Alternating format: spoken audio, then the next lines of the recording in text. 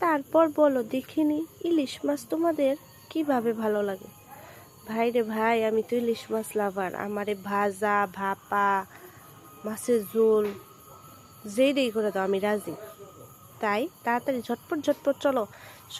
ইলিশ মাছের পাতুরিও খাইছি আর ভাজা ঝোল তো খাইছি। আজকে তোমাদের সাথে শেয়ার করব কিভাবে বাটিতে জাস্ট 3 থেকে 5 মিনিটের মধ্যে ইলিশ মাছ ভাপা তৈরি করা যায়। এই জন্য প্রথমে আমি মাছগুলোকে ভালোভাবে কেটে ধুয়ে নিয়েছি আর পাটাতে নিয়ে নিয়েছি সরিষা, কাঁচা লঙ্কা, একটুখানি চিনি।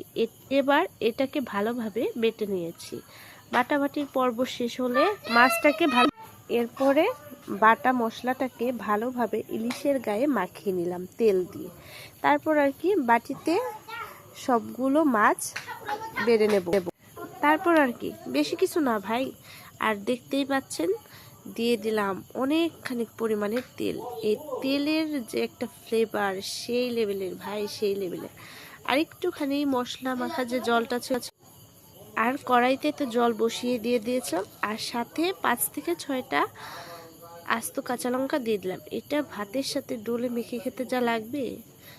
তো কি 5 থেকে 7 মিনিট রান্না করলে রেডি।